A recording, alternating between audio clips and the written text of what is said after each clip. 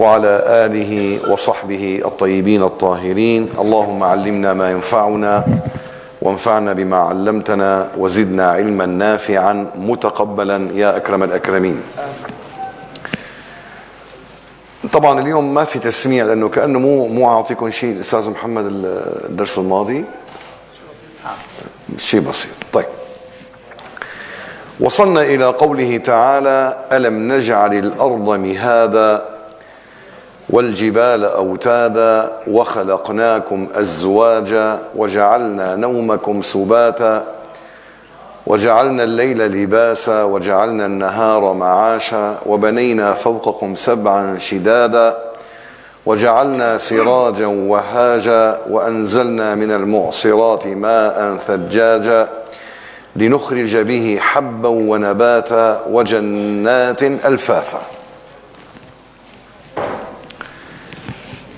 بعد أن أخبرنا الله سبحانه وتعالى عن النبأ العظيم وهو البعث بعد الموت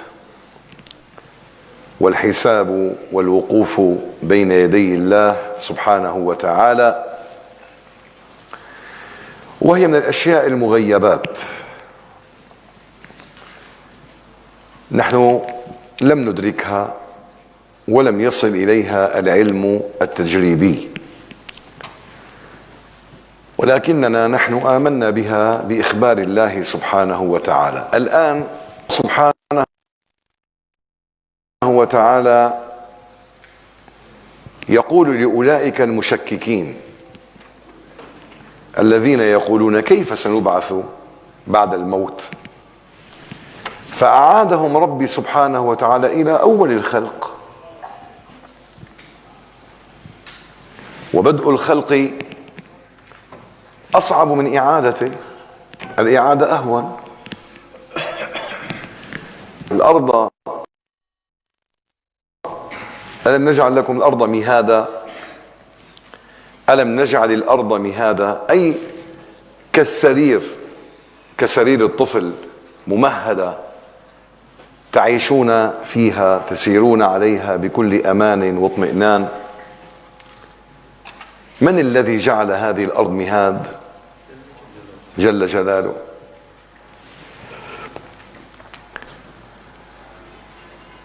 وأيضا ذكرهم بأنه جعل لهم مقومات الحياة وخلق لهم مقومات الحياة، لأن الإنسان من غير مقومات لا يعيش ولا يبقى ولا يحيا. فلو وجد على هذه الأرض وجعلت له الأرض مهادا يحتاج إلى مقومات. الآن نفهم الآية التي بعدها، ما معنى مقومات الحياة وما هي أهم مقومات الحياة. أهم مقومات الحياة شو هو؟ للاستمرار أهم المقومات وأول المقومات الذي لا يستطيع الإنسان أن يبقى من غيره أبدا الهواء. أحسنت. الأكسجين ممكن يتم أسبوع بلا مي، 10 أيام بلا مي، ممكن يتم شهرين بلا أكل، لكن ممكن يتم دقيقة واحدة أو دقيقتين من غير نفس. من مقومات الحياة هذا الغلاف الجوي الذي يمدنا بالأكسجين وبالنفس، ولو اخترقناه إلى ما بعده لم نجد هذا الغلاف الجوي، لا ما بعده ولا في باقي الكواكب، رغم أن باقي الكواكب تدور حول نفسها وتدور حول الشمس، وفي باقي المجرات حول النجم أو الشمس التي في باقي المجرات تدور، ولكن هذا الغلاف الجوي غير موجود، وهو لا ينفلت عن الأرض. الآن نريد أن نفسر والجبال أوتادا، وهو لا ينفلت عن الأرض ولا يبتعد عنها أبدا،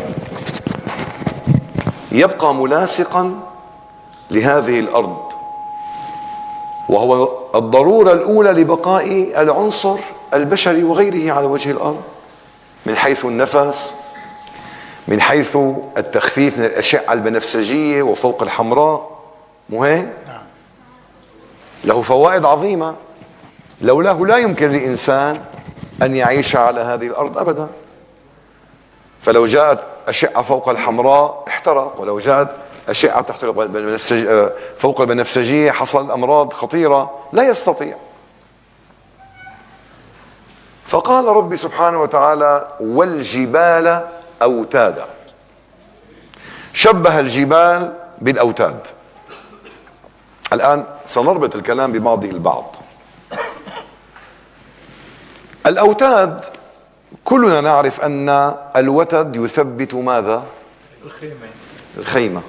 نعم. والخيمة تحتاج لتثبيتها إلى وتد وعمود وخيمة لحتى تثبت، مو هيك؟ نعم. ربي سبحانه وتعالى ما قال والجبال كالأوتاد، بل أتى بالتشبيه البليغ، قال والجبال أوتادا. لما نقول الجبال كالأوتاد أعطينا الأفضلية بالشيء لمن؟ للمشبه به. نقول مثلا سيدي موفق مثلا كالشمس أو كالقمر، الله يرضى عليك. فهنا في مشبه شيخ موفق، مشبه به القمر، أداة تشبيه الكاف. فلو قمنا الكاف شو صار اسمه يا شيخ صفوان؟ بليغ. تشبيه بليغ. قلنا الشيخ موفق قمر، الشيخ نور الدين قمر سيدنا. الله يرضى عليك. شمس. لو عكسنا الموضوع قلنا القمر كالشيخ موفق، الآن فضلنا الشيخ موفق عن القمر. فجاء ربي سبحانه وتعالى هنا بالتشبيه البليغ ليقول لنا هو وتد، الجبل وتد، لكن ليس كالوتد الضعيف هذا الصغير. انتبهنا كيف؟ لفرق الحجم. شو الجبل وشو الوتد؟ ولماذا قال ربي سبحانه وتعالى والجبال أوتاد؟ لأن العرب كانوا يعرفون أن الوتد هو الذي يثبتون به الخيمة والعمود، فهو شيء معروف. ولأن القرآن جاء لكل عصر وزمان ولكل وقت، ما فسره النبي صلى الله عليه وسلم في وقتها كله، لأنه لو فسره بمفهوم وعقل المعاصرين لانتهى وأصبح غير قابل لأن يكون يعني مواتيا لكل عصر وزمان. فأتى بالوتد لأنهم يعرفونه، ولكن العلم بعد ذلك بعد أن تطور وجد بأن هذه الجبال غير أنها تثبت الأرض حتى لا تنجرف مثلا تبتلعها الشمس أو تضيع في الفضاء، هذه الجبال تعمل توازن مع ثقل الأرض بدورانها حول نفسها، بتعمل لحالها جاذبية وبتعمل لحالها قوة دافعة تدفعها عن باقي الكواكب حتى لا تقع فيها. طيب، إذا العمود هو هذه الأرض، الكتلة التي تثبتها هذه الأوتاد. طيب شو الخيمة؟ هذا الغلاف الجوي. لماذا هذا الغلاف الجوي لا ينفلت؟ قال لأن الجبال بتركيبتها الحالية وبمواقعها أماكنها التي خلقها الله فيها، وديان، قمم، بطن، سفح، لما تدور شو بتساوي؟ بتخلي هذا الغلاف الجوي عم يتحرك هبوطا وصعودا، هبوطا وصعودا، هبوطا وصعودا، فلا ينفلت، تم موجود. فهم العلماء ذلك من خلال العلم التجريبي، لكن القرآن ذكره لسيدنا رسول الله صلى الله عليه وسلم. إذن الوتد، مفهومنا الوتد أنه يمسك. ماذا يمسك أو يثبت؟ ماذا يثبت؟ العمود. العمود ماذا يثبت؟ الخيمة. هذه الخيمة هي الغلاف الجوي. وخلقناكم أزواجا. هذا رد على أولئك الذين يقولون بأن الكون خلق صدفة. لو كان الكون خلق صدفة ليش الذكر والأنثى؟ كيف الصدفة جابت لنا ذكر وأنثى من كل شيء، ليس فقط من جنس البشر، من كل شيء. النبات فيه ذكر وأنثى، الحيوان فيه ذكر وأنثى، لك حتى في الجمادات فيه ذكر وأنثى، سالب وموجب. هل يعقل أن الصدفة تأتي بكل هذه الحوادث مجتمعة في وقت واحد؟ لا يمكن. لذلك قال ربي سبحانه وتعالى في آيته: ومن آياته، من آياته أن خلق لكم من أنفسكم أزواجا. أي أن هذا التزاوج، هذا يعني الذكر والأنثى، هذا من آيات الله العظمى، ودليل قاطع على أن هنالك موجد ومؤثر. ثم عندما يلتقي الذكر والأنثى بيجي أولاد، منهم ذكر ومنهم أنثى. ليش ما بيجوا كلهم ذكر؟ ليش ما بيجوا كلهم أنثى من جنس الأنثى؟ انتبهنا كيف؟ كل آية من هذه الآيات يعني لها مدلول عظيم جدا إذا تفكرنا فيها أو بها. وجعلنا نومكم سباتا. شو يعني سبات؟ كالموت. هذا النوم الذي لم يصل العلماء حتى الآن إلى فهمه. ليش بينام الإنسان؟ شو السبب اللي بينام فيه الإنسان؟ يعني شو اللي بيصير؟ شيء قال تفاعل كيميائي، شيء قال إنه الدم بيصير فيه هبوط وصعود فبيخلي الدورة الدموية تبطئ. ما وصلوا إلى فهمه الحقيقي، إلى أن قالوا في النهاية الموت هو توقف ذاتي أو ردع ذاتي. ردع ذاتي بمعنى أن الإنسان مهما حاول ومهما اجتهد هنالك نقطة يصل إليها الدماغ نسميها بيفصل الباشون.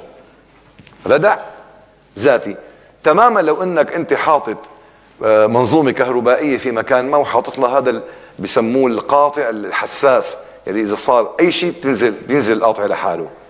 يعني اذا صار ماس شو بيصير؟ بيقطع. ردع ذاتي. لذلك الانسان عندما ينام لا يشعر بشيء ابدا، وهي من عظيم، يعني من عظيم الآيات. انت مثلا انسان ماشي انضربت ايده، انجرحت ايده، صار في الم، ضمضوا له اياها او جبصنوا له اياها. اذا موجود الاثر موجود، مو هيك؟ وطول النهار بيقول لك ايدي ايدي ايدي، خاصه اول يوم من العمليه، ايدي عم شبك، ايدي عم تجعني، ايدي عم تجعني، ايدي عم تجعني. وين يشعر هو بالالم؟ انه باليد، لكن الالم حقيقه وين؟ في الدماغ. طيب لما بينام، وهذا دليل انه الالم وين؟ بالدماغ. لما بينام ليش ما بيشعر بالالم؟ ليش ما بيشعر بالالم؟ ما هو موجود، الكسر لا زال موجود، او الحرق موجود، او الجرح موجود. ليش وقت بينام لا يبقى هنالك اثر للالم؟ بس يفتح عيونه بيقول لك اي ايدي رجع الوجع. سباتا، ردع. أي أن هذا الإنسان عندما يصل إلى مرحلة لم يعد الجسم يقوى بعدها على تحمل لا الحركات، واحد تكون مثلا حطه هيك على حبل أو خشبة، وقفه أول ساعة ثاني ساعة ببلش شو بيصير؟ ببلش إرهاق، تعب، ثم بعدين سقوط. هكذا تماما هي عملية النوم، هي ردع ذاتي. ما فهموا الطريقة الكيميائية التي تحصل في النوم، لماذا يصل الإنسان إلى حالة النوم. بالآخر شو قالوا؟ هو عملية ردع ذاتي، وهو كالموت تماما. الميت النائم كالميت. الله. وجعلنا الليل لباسا، كاللباس الذي تلبسه يغطي كل شيء، وين؟ غطي كل أجزاء الجسد، وإذا كان الدنيا برد وثلج تكون حاطط لحشة غير عيونك هيك مو مبينين. لباسا، أي أن الظلمة تحيط بكم من كل جانب في الليل، من كل جانب كاللباس تماما، فلا يستطيع الإنسان بعد ذلك أن يبصر شيء. طبعا إذا كان في ضوء، في كهرباء أو في ضوء شمس أو ضوء قمر أو شيء أو يعني، أما إذا كان بمكان مظلم تماما ما بشوف شيء، ساتر تماما.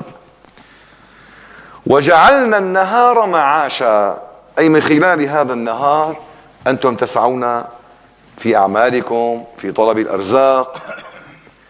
وبنينا فوقكم سبعا شدادا. طبعا هذه السماوات السبع ما وصل إليها العلم التجريبي الآن، مو هيك؟ ما بيعرفوا شوي السماوات، شيء قال الشمس، شيء قال لا، حقيقة لا. السماء هي شيء يخيم تماما، أما الشمس لا تخيم تماما، والقمر لا يخيم، والمجرات لا تخيم تماما. أما هون سبعا شدادا، أي أنها ملتصقة متماسكة تماما، شدادا قوية. هذه السماوات هي إخبار غيبي من الله سبحانه وتعالى. وجعلنا سراجا وهاجا، الشمس والقمر يضيئون أو يضيئان لنا السبيل، ونبصر من خلال ذلك الأشياء من حولنا. وأنزلنا من المعصرات ماء ثجاجا. شو هي المعصرات؟ شو هي؟ الغيوم، السحب. يعني منهم من قال هي السحب، ومنهم قال الرياح ذوات الأعاصير. يا لطيف.